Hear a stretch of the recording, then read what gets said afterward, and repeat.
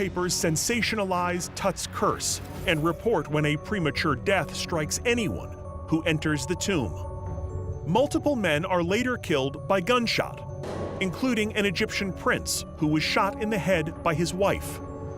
One man is smothered to death with a pillow in a gentleman's club, and archaeologist Hugh Evelyn White dies by suicide, reportedly leaving a note that says, "I have succumbed to a curse, which forces me to disappear." The curse of King Tut is one of the great unsolved mysteries of the 20th century. But is the curse real, or is it just a series of unfortunate tragedies? In 2003, two London physicians, Sharif and Tariq El-Tawil, publish a letter in the Lancet Medical Journal proposing a possible origin for the notorious curse. The unexpected culprit? Fungus. It is believed that a toxic fungus could have festered for centuries in the tomb, just waiting for Carter's crew to breathe it in. This could explain the deaths that were caused by respiratory diseases and pneumonia. Some say that toxic fungus is the true culprit in the curse of King Tut's tomb. But there's one problem with that theory. It doesn't explain the death of the very first man inside, Howard Carter. Despite rumors of a curse on King Tut's tomb, archaeologist Howard Carter continues to catalog and examine the tomb until 1932. That's a solid decade of getting on the wrong side of the pharaoh. What happens to him? Well, nothing for a long time. Carter, the man most responsible for the excavation and the first one into the tomb, does die relatively young at age 64, passing away from lymphoma. That isn't a condition a fungus could cause. If there were a curse on King Tut's tomb, did it miss its main target? Or could there be some other unseen force at play? In 2024, a scientific paper makes a different case for the pharaoh's curse: poisonous radon.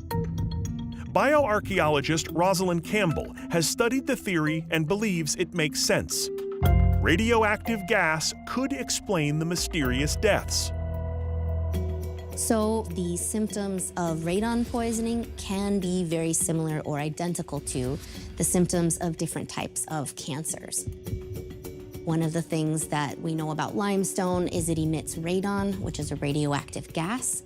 And in the Valley of the Kings, all of the tombs are cut into the naturally occurring limestone that makes up this valley. Normally, this isn't necessarily a huge problem, but if you're in an area with a lot of limestone and very poor ventilation, then you are being exposed to potentially unsafe levels of radon that can cause serious health problems. Tutankhamon's tomb is actually unusually small for a royal tomb. They would have been in daily contact with a lot of this limestone that was emitting radon gas. And we do see, for example, various other people who worked in that tomb also were diagnosed with cancer, and Howard Carter died of lymphoma. So radon might have caused very serious health concerns over the years and eventually led to the death of these individuals.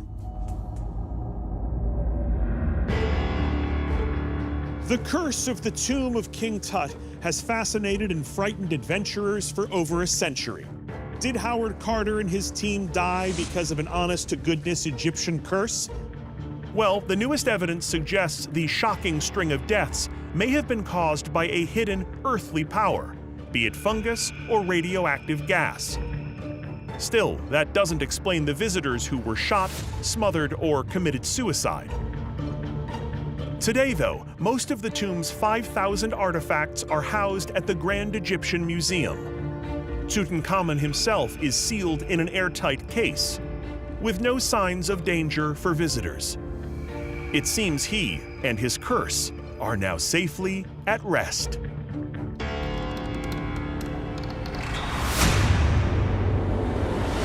Our next file takes us to another extreme landscape, but one that's a little closer to home.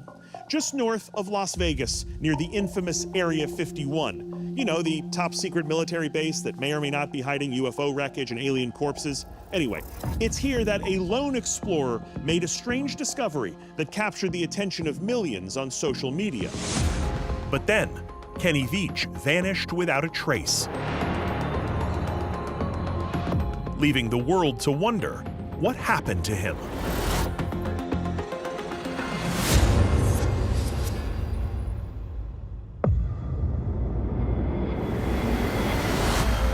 It's November 10th, 2014. That's Kenny Veach, inventor, dad, loving boyfriend, and extreme hiker. I just came across these gigantic sweet pine nuts, or piñon nuts, whatever you want to call them. This is the kind of food that saves your life. It's on one of these extreme hikes that he finds a cave that will change his life. And he shares his extraordinary discovery on social media.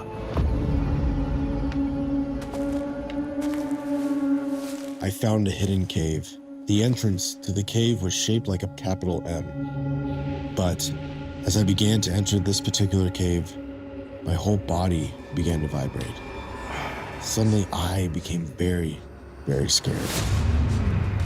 Kenny is certain something in the cave is causing the terrifying vibrations, which become more intense as he enters. He finally gives up, running away from the cave all the way home.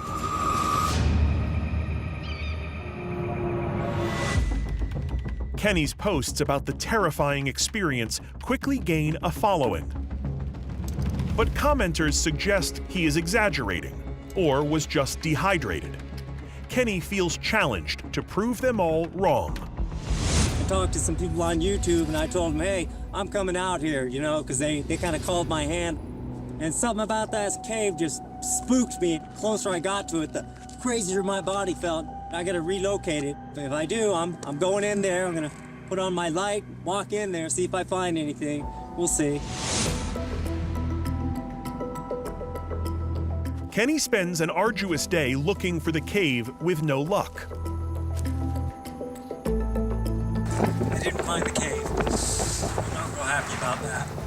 I know it was there. It's a big freaking mountain range. Ow, my legs hurt. He posts a video of his failed search, but with a promise to not give up. I'm going again this weekend. I'll be hiking solo for 3 days. I plan on covering about 40 miles. Kenny's growing fan base encourages his risky return to the desert. Although there is one dissenting voice that gets everyone's attention, an ominous warning not to enter the cave, adding that if he does, Kenny will not get out.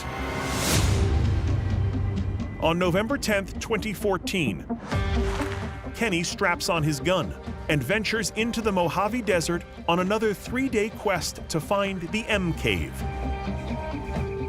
This time, he's sure he'll locate it.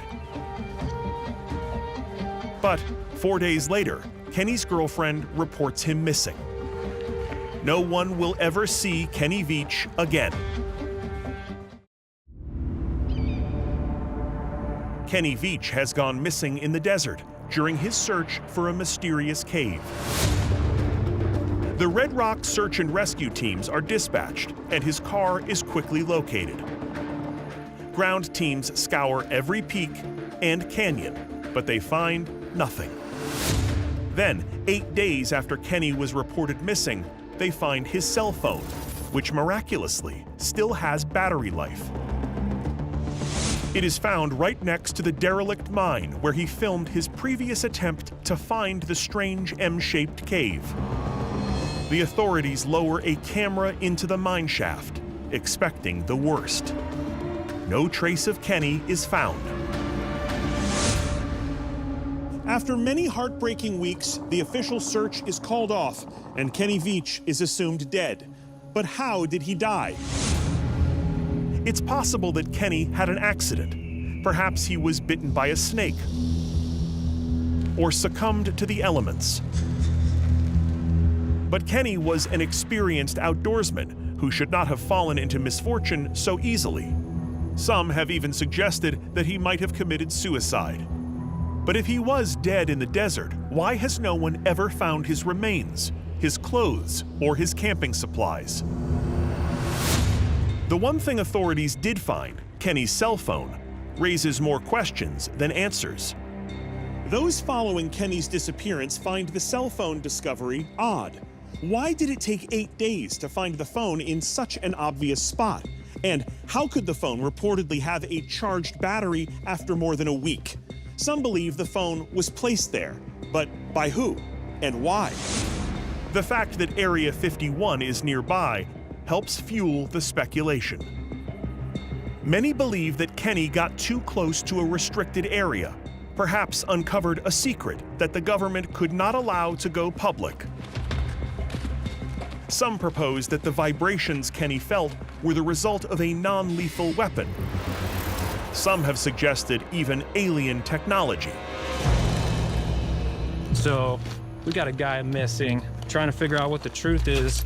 Ever since Kenny vanished, investigative vlogger Sean Horlocker has been obsessed with solving the case. So Kenny was talking about finding these caves. He's talking about it a lot. And I believe that's where he got noticed, to where he started getting watched. They knew he was going out there. So I believe the government just flew a couple guys out at night and covered it up. So this time, as I'm walking through, I'm looking for, you know, not a cave this time. I'm looking for a cover-up. We were all looking for a real cave that was still open. I don't think that's the case anymore.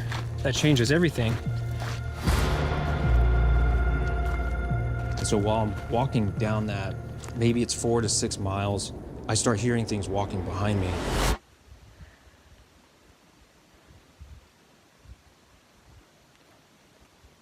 I can hear the crunches in the desert. I've been walking out there alone all day long. I know what my echo sounds like. This is different. And I'm looking over there and I can't see anything. And I should be able to see what's standing there.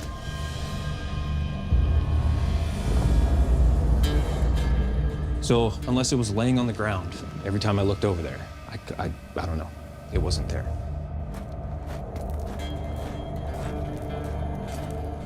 I'm coming up on it right now, though.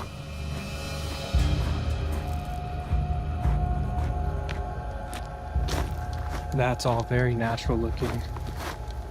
Here's our spot.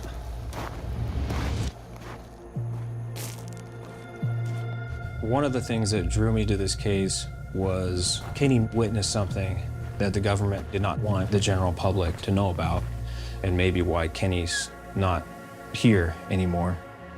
It's right here. I think this is a clever little cover-up. That's not a normal piece of the landscape. This and this aren't really matching up. This is like, looks like it might have been the top of the cave right here. And then this was put here, this was put here, this was put here, this was put here, this was put here. And then down here, you have this seam, and it's got this white stuff in here. It's sort of like a sealant. This is a freaking covered up M cave.